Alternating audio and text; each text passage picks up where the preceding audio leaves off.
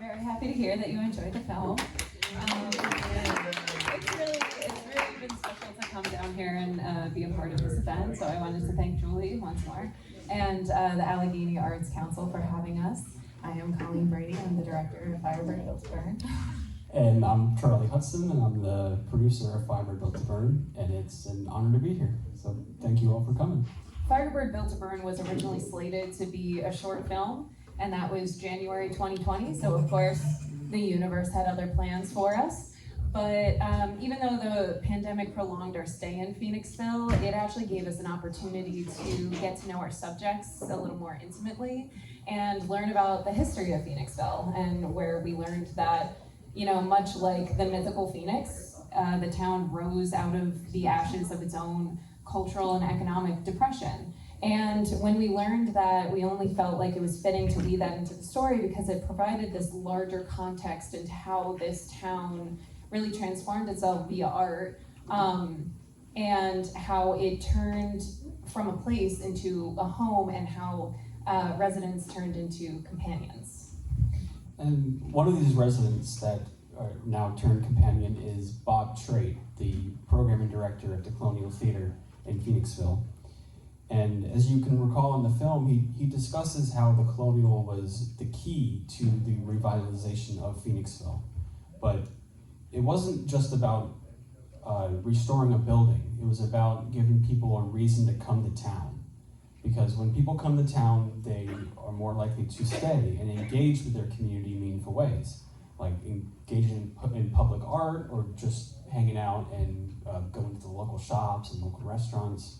The Colonial was the key, the catalyst to the revival of Phoenixville, because the people got together, they came to town, and they started the revival themselves. They didn't wait for some large outside entity to come in to like pour money into the town or shake things up. They saw their town, and at the time, with all of its empty streets and vacant storefronts, they looked at that and they thought, it may not look like it, but this place is special, and let's prove that. And prove it they did. And a few years later, that same community created the Firebird Festival that reflected that whole story. And actually, I grew up in Phoenixville, so I went to the festival all the time growing up, and I actually did think that this festival was put on by some large outside entity, because it's such a huge, monumental festival. I thought that had to be the case. But when we got started on this production, and we met Henrik and Derek and Marianne and the rest of the team, I was kind of blown away. I was like, wow, this huge festival is run by just a small group of people who are just passionate about what they do. And that made me realize that every community event is like this. That they're not run by people who feel like they have to do it. They want to do it and they love to do it. And at the end of the day, nothing creates community more than good people who want to do good work. And I think we already understand the impact of, you know, beautifying our private spaces, whether it's like rearranging a room or putting up a gallery wall or personalizing our desk at work. And these small things can improve our lives and our moods, but it also brings like a sense of peace, which is good because we spend a lot of time in these places. But that same principle can be applied to public spaces, especially when we weave art into, you know, everyday places that we walk and do errands in. And that's actually known as placemaking. So placemaking is the process in which we create public spaces that promote people's health, happiness, and well-being. And art, whether in the forms of murals, sculptures, performances, festivals, they can enrich our surroundings, but also cultivate this deeper connection to the places that we live.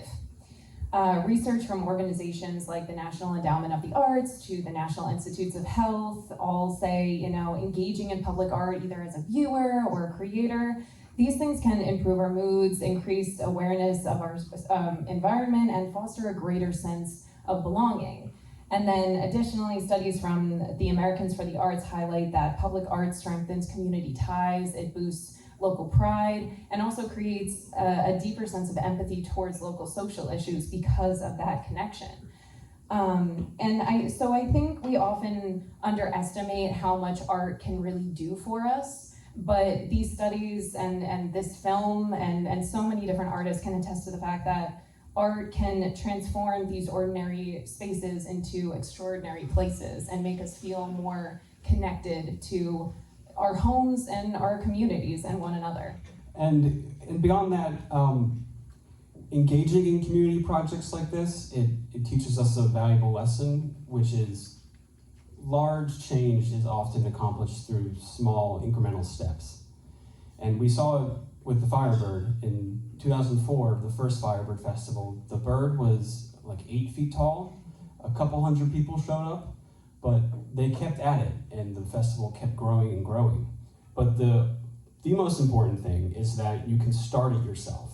You can make that first incremental step all by yourself, and then other people come on board and suddenly change is underway. So what are some small actionable ways in which you can enrich your community?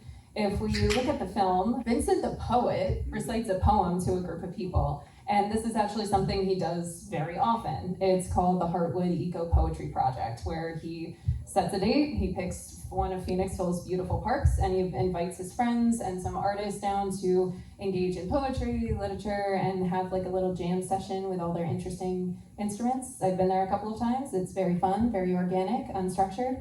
But more importantly, it's very easy to do. Easy to just set a date and just go and do it with your friends. He doesn't have to petition the borough council. He doesn't have to get, a permit or raise money. He can just share this idea with his friends and get started. If you don't want to start from scratch, you can get involved with current active community groups within your community, like the Allegany Arts Council. But so many people come to Veterans Park to just help out, take nails out of the wood, and you get involved in the group that way. And that's like a very small commitment, but without those dozens and dozens of people taking out all the nails from the wood, the construction of the bird would be massively delayed every single year. But if you can't commit time or small contributions like that, then you can think about donations. If it's not clear from the film, the materials to make the bird are actually donated shipping pallets from local businesses. So all these materials that would have otherwise gone into the landfill are repurposed for this festival and to help create this art project that so many people can bond and gather around. You could start really small. You can start by just thinking about your community in various ways.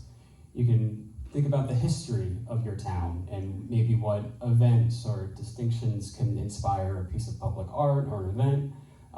In Phoenixville, the closing of the steel mill and the economic decline, but then the revival that inspired the Firebird Festival.